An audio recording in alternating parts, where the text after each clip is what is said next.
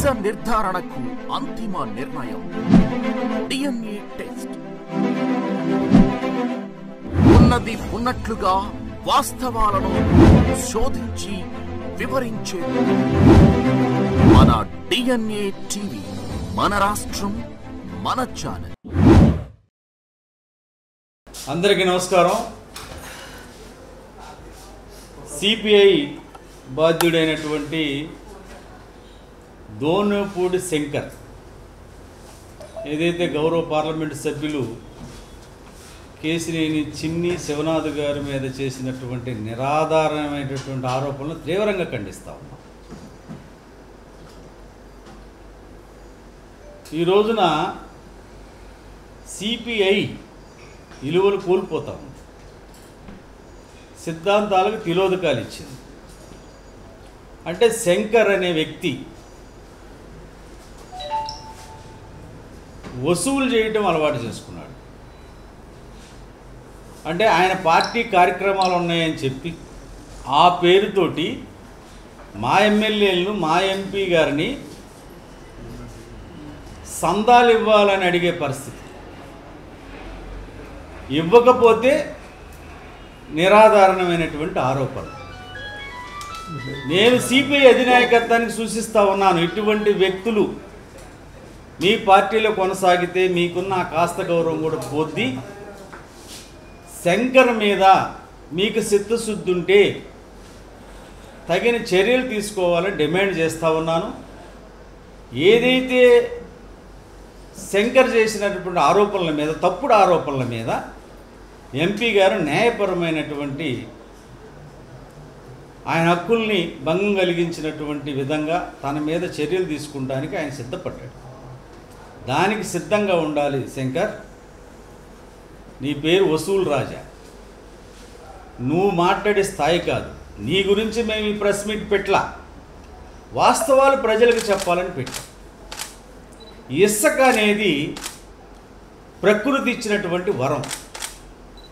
గతంలో ఒక ట్రాక్టర్ 7,000, ఒక లారీ 22,000 ఉన్నటువంటి నేపథ్యంలో, టన్ను 1,000 రూపాయలు అమ్మినటువంటి నేపథ్యంలో పేదవాడికి ఇసుక దొరక్క, కార్మికుడికి పని దొరక్క చాలా ఇబ్బంది పడుతున్నటువంటి నేపథ్యంలో చంద్రబాబు నాయుడు గారు వచ్చిన తర్వాత పేదవాడికి ఇసుక ఇబ్బంది పడకూడదు, కార్మికుడి ఇబ్బంది పడకూడదు అని ఉచిత ఇసుక విధానాన్ని తీసుకొచ్చారు.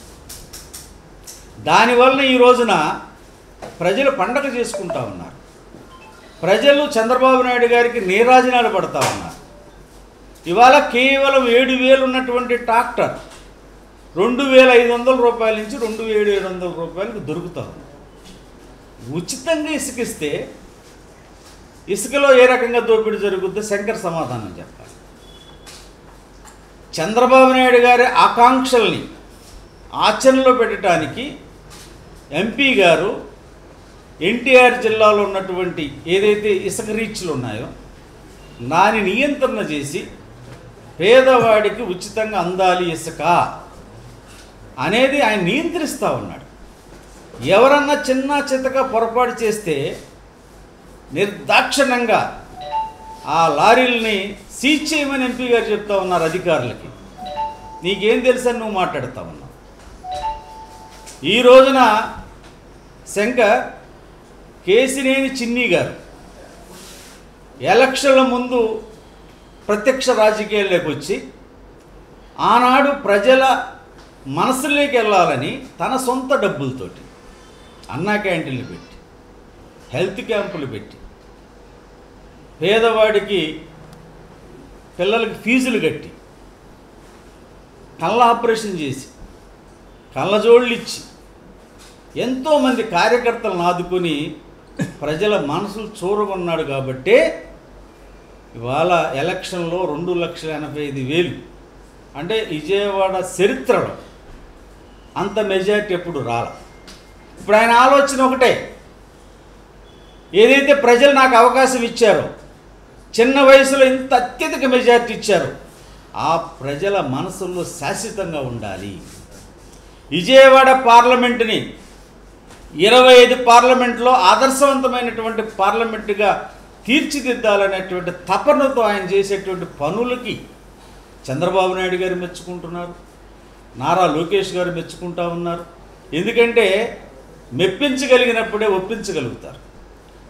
ఈ రోజున చంద్రబాబు నాయుడు గారు చెప్పారు, అతి తక్కువ కాలంలో దాదాపు 70% ప్రజలు అభినందిస్తున్నారు, ప్రజలు ఆదరిస్తున్నారు చిన్నీనని ఎంపీలు మీటింగులో చెప్తా ఉన్నారు.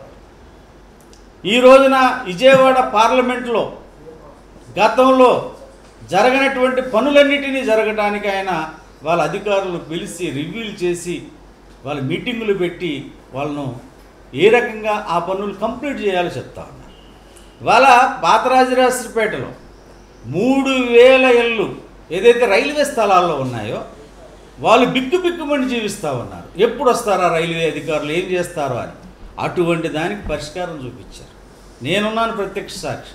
డిఆర్ఎంకి ఒకటే చెప్పారు, పేదవాడిని కదిలించడానికి వీలు లేదు, అవసరమైతే ప్రత్యామ్నాయంగా వాళ్ళకి స్థలాన్ని మేమిస్తాము అంటే పేదవాడి పక్షాన నిలబడేటువంటి వ్యక్తి, మీరు పేదల పక్షాన పోరాటం చేస్తాం, కార్మికుల పక్షాన పోరాటం చేస్తామని చెప్పుకోవటం కాదు, నిజంగా ఈరోజు పేదల పక్షాన కార్మికుల పక్షాన ఉన్న తెలుగుదేశం పార్టీ అనేటువంటి విషయాన్ని గుర్తుంచుకోవాలి. వాళ్ళు సిపిఐలో అవుట్ గోయింగ్ తప్ప ఇన్కమింగ్ లేదు. ఎందుకంటే సిద్ధాంతపరంగా పనిచేయటం లేదు. వాళ్ళు ఏది అడిగితే అది చేయాలి. ఇవాళ బ్లాక్మెయిలింగ్ రాజకీయాలకు పాల్పడుతూ ఉన్నారు. ఇది ప్రజలు గమనించవలసినటువంటి అవసరం ఉంది. ఈ రోజున విజయవాడ అనేది ఒక కొత్తగా నగరంగా తీర్చిదిద్దాలి.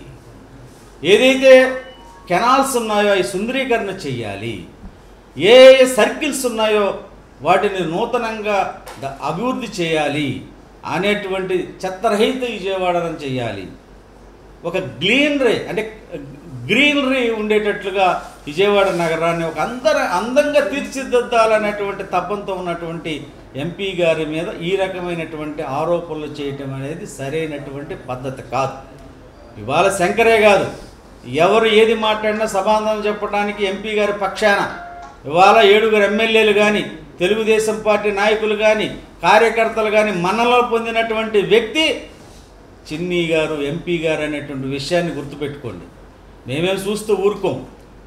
ఏదో మాట్లాడుతున్నారులే అని ఊరుకునేటువంటి ప్రసక్తి లేదు. చట్టపరమైనటువంటి చర్యలకు ఖచ్చితంగా మేము చర్యలు తీసుకుంటాం, చట్టపరంగా దాన్ని చూస్తాం. ఏదైనా మీకు చేతనైతే ప్రజలకు మేలు కలిగేటువంటి చెయ్యండి. వాళ్ళ ఇసుక విధానంలో ట్రాక్టర్లు ప్రతి ఊర్లో ప్రతి రోడ్లో లైన్లు పెట్టున్నారు. చంద్రబాబు గారు ఏం చెప్పారు, మీరు ట్రాక్టర్ ఉన్నా ఎడ్ల బండి ఉన్నా ఏ నదిలోకి వెళ్ళని ఇసుక తీసుకురండి అన్నారు. మీరు పర్యావరణం గురించి మాట్లాడేవారు. ఇవాళ కృష్ణానదిలో ఇసుక పుష్కలంగా ఉంది. ఈరోజు ఇసుక ఎక్కువైపోయింది, వాడకం తగ్గిపోయింది. ఎప్పుడైతే ఫ్రీ అవుతుందో డిమాండ్ తగ్గిపోతుంది. ఇటువంటి పరిస్థితుల్లో ఎంపీ గారు ఇసుకలో జోక్యం చేసుకున్నారనేటువంటి పదాన్ని మేము తీవ్రంగా వ్యతిరేకిస్తూ ఉన్నాం. వాళ్ళ నియంత్రించాలి. పేదవాడికి ఇసుక అనేది ఉచితంగా అందాలి. ఇసుక చాలా ముఖ్యమైనది, ప్రజలందరికీ కూడా అన్ని వర్గాలకు కూడా అయింది. ఈ రోజున చంద్రబాబు గారి నాయకత్వంలో తెలుగుదేశం పార్టీ నాయకులు కానీ కార్యకర్తలు కానీ ఏ తప్పు చేసినా ఉపేక్షించేటువంటి నాయకత్వం కాదు చంద్రబాబు గారు. వాళ్ళు చంద్రబాబు గారు స్పష్టంగా చెప్తారు, తెలుగుదేశం పార్టీ నాయకులు కానీ కార్యకర్తలు కానీ ఏ రకమైనటువంటి ఆరోపణలు ఎదుర్కొన్నా నేను ఉపేక్షించేది లేదని బహిరంగంగా చెప్తాడు. ఏ నాయకుడు ఉన్నాడు? గతంలో జగన్మోహన్ రెడ్డి నాయకత్వంలో ఇచ్చలవిడిగా రాష్ట్రాన్ని దోసుకున్నారు, ప్రాంతాల వారికి విడగొట్టి దాచుకున్నారు. ఈ రాష్ట్రాన్ని లూటీ చేశారు, ఈ రాష్ట్రాన్ని అప్పులు పాలు చేశారు. ఈ రాష్ట్రాన్ని గాడిలో పెట్టాలంటే చంద్రబాబు నాయుడు గారే సరైనటువంటి నాయకుడని ప్రజలు అద్భుతమైనటువంటి మ్యాండేట్ని ఇచ్చారు. 164 సీట్లు అనేది చరిత్ర. వాళ్ళ పవన్ కళ్యాణ్ కానీ బీజేపీ కానీ తెలుగుదేశం కూటమి 164 సీట్లు ఇచ్చారంటే ప్రజలు నమ్మకం పెట్టుకున్నారు మా మీద. కూటమి మీద ఏదైతే నమ్మకం పెట్టుకున్నారో ఆ నమ్మకాన్ని ఒమ్ము చేయకుండా ఆ వయసులో కూడా చంద్రబాబు నాయుడు గారి గాడిలో పెట్టాలి. ఈ రాష్ట్రాన్ని లూటీ చేసినటువంటి రాష్ట్రాన్ని అభివృద్ధి చేయాలి. బిడ్డల భవిష్యత్తు కోసం ఉద్యోగ అవకాశాలు రావాలి. ఈరోజు నారా లోకేష్ గారు ప్రపంచం మొత్తం తిరుగుతూ ఉన్నారు పెట్టుబడుల కోసం. ఎందుకు? మన బిడ్డలు, చదువుకున్న బిడ్డలు, ఎస్సీ ఎస్టీ బీసీ మైనారిటీ పేదల బిడ్డలు చదువుకున్న తర్వాత వాళ్ళకు ఉద్యోగ అవకాశాలు రావాలని ఈ ప్రభుత్వం చిత్తశుద్ధితో పనిచేస్తూ ఉంది. ఇటువంటి ఆరోపణలు మానాలి. తప్పకుండా సిపిఐ అధినాయకత్వానికి ఏ మాత్రం చిత్తశుద్ధి ఉన్నా ధోనియపూడి శంకర్ లాంటి వసూలు చేసేటువంటి వ్యక్తి మీద, ఎవరిని పడితే డబ్బులు అడిగే వ్యక్తి మీద చర్యలు తీసుకోకపోతే మసకబారిపోతుంది.